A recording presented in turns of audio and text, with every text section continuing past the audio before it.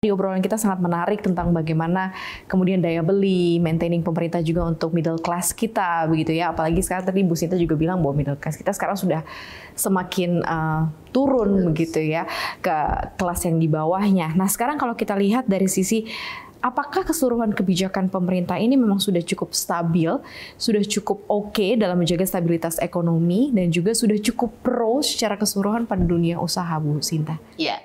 Mungkin satu hal sebagai masukan, kami selalu bilang pemerintah, ada dua hal penting yang perlu dilakukan pemerintah apabila mengeluarkan satu policy atau kebijakan. Pertama adalah melakukan regulatory impact assessment. Jadi setiap peraturan itu sebelum dikeluarkan harus ada impact assessment-nya dulu.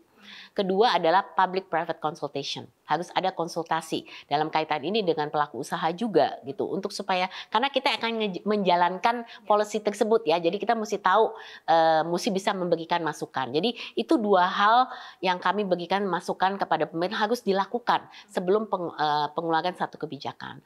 Nah, namun disayangkan tidak semua kementerian itu melakukan hal ini gitu ya. Jadi kadangkala keluar satu kebijakan yang kita semua terkaget-kaget gitu. Nah ini saya rasa mungkin sesuatu hal yang perlu untuk dilakukan perbaikan gitu. Jadi kita harus bisa sebagai pelaku usaha mungkin tidak bisa semua kebijakan itu kita bisa terima gitu, tapi paling tidak kita harus bisa mengantisipasi. Nah ini yang saya pikir perlu mungkin menjadi perhatian pemerintah. Di samping itu kan ada beberapa kebijakan-kebijakan misalnya terkait mengenai suku bunga, kemudian nilai tukar kita yang cukup bergejolak juga gitu ya. Apalagi sekarang kan kita ngelihat suku bunga kita tuh kayak mengekor pasti ya dengan kondisi di Amerika Serikat. Ketika ada good news akan ada pemangkasan, pasti ini juga sangat berdampak juga terhadap kondisi ekonomi dalam negeri. Nah seperti apa dunia usaha bisa adjust cepat dan tepat begitu ya dengan kondisi uncertainty ini. Pertama-tama kalau walaupun ada news bahwa akan ada penurunan Fed rate, kenyataannya kan Fed rate belum menurunkan juga gitu loh. Jadi dengan kata lain ya kami apresiasi sekali ya Bank Indonesia masih mempertahankan suku bunganya gitu. Cuman yang jadi permasalahan kita ini kan suku bunga pinjaman kita ini sangat tinggi. Dan ini akan pengaruh kepada tadi saya katakan daya saing karena kita salah satu suku bunga yang paling tinggi gitu. Nah ini bagaimana caranya kita bisa melihat ya bahwa kondisi dengan Fed rate yang ya diharapkan mau turun tapi belum turun, ini kan berarti akan ada pengaruh juga dengan interest rate Indonesia. Nah saya rasa tidak cukup bahwa ini datang hanya dari intervensi yang dilakukan oleh pemerintah. Kenapa? Karena pemerintah saja untuk melakukan maksudnya dari segi moneter ya, moneter aja tuh tidak cukup gitu intervensinya. Ini kita harus lakukan secara fundamental non moneternya. Itu apa?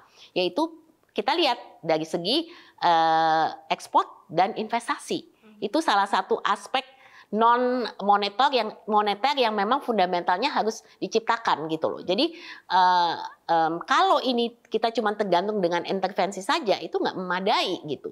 Dan sebenarnya kan kalau kita lihat daripada pelemahan nilai rupiah ini kan juga bukan hanya salahnya kita gitu. Itu kan kondisi global yang kemudian mempengaruhi Indonesia. Jadi mau dikasih apapun, intervensi seperti apapun ya nggak akan bisa. Ya kita akan kehilangan energi pada akhirnya gitu. Karena semua itu kan pengaruhnya global. Jadi makanya kita harus tetap perhatikan yang non moneter aspeknya, yaitu gimana nih kita bisa lebih meningkatkan ekspor ya.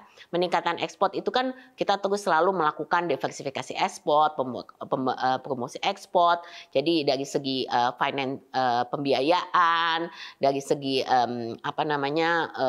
bantuan untuk insentif ekspor dan untuk diversifikasi pasar ya. Jadi akses pasar maupun financingnya untuk ekspor ini juga menjadi satu perhatian. Kemudian untuk investasi tadi saya sudah katakan gimana caranya kita bisa menarik lebih banyak investasi dengan memperbaiki iklim usaha iklim investasi yang ada gitu. Tapi sebagai pelaku usaha memang apa nih yang kita lakukan? Saya rasa beberapa tips mungkin ya yang selama ini juga dilakukan oleh banyak koperasi atau perusahaan. Pertama memang kita harus maintain cash flow. Cash flow yang kita harus cermat dari segi cash flow, termasuk juga hedging. Karena kalau kita masih tergantung, bahan baku kita masih banyak tergantung kepada import, di mana kebanyakan eksportir, kebanyakan manufaktur di Indonesia itu pasti masih tergantung bahan bakunya daripada import. Nah ini kan pasti ada komponen nilai tukarnya gitu. Jadi ini kita harus kuat dari segi cash flow maupun hedging nih, ya kan. Kemudian apakah bisa disubstitut? Bahan baku itu yang tadinya dari luar, apakah bisa disubstitusi dalam bahan baku yang ada dalam negeri? Itu tidak mudah. Tidak mudah, karena memang kita 70% tuh bahan baku masih tergantung import. Ya kan? Tapi ya kalau mungkin ada substitusi yang lakukan, kita harus berupaya melakukan itu. Kemudian yang ketiga memang penggunaan mata uang gitu ya. Jadi memang sebisa mungkin kita mau optimalkan pemasukan dalam mata uang dolar misalnya, tapi kita mau minimize penggunaan mata uang makanya kita sekarang pakai namanya LCT. Local currency transaction. Kenapa? Karena kita kalau sama China ya kita langsung aja pakai mata uang currency mereka daripada semua pakai dolar gitu. Jadi mencoba untuk mengurangi dolar dengan memakai LCT itu juga akan banyak membantu gitu.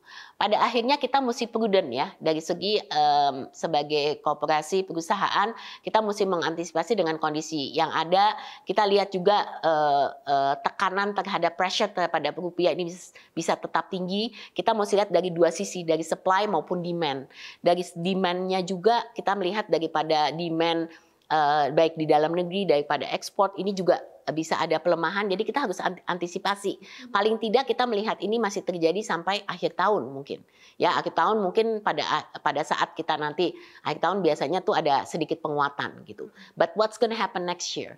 There's so much uncertainty yang kita nggak bisa bilang pada saat ini gitu. Jadi kami sebagai pelaku usaha nih harus benar-benar bisa prudent dan mengantisipasi kondisi-kondisi terburuk yang bisa terjadi. Ada strategi jangka pendek, menengah, panjang nggak sih untuk antisipasi? Semua perusahaan pasti memiliki seperti itu. Tapi Maria, ini kan kita nggak bisa cuma lihat dari perusahaan besar. Bagaimana dengan UMKM kita? Apakah mereka bisa berpikir gitu sampai begitu jauh dan lain-lain gitu. Jadi ada hal-hal juga yang perlu dukungan gitu ya, terutama untuk UMKM untuk mereka bisa survive di dalam kondisi ekonomi seperti ini gitu. Tidak hanya ekonomi Indonesia tapi juga kondisi ekonomi global yang bisa mempengaruhi gitu. Karena juga ada kan UMKM yang menjadi supply chain juga daripada perusahaan-perusahaan besar. Ya pasti mereka juga bisa mempengaruhi.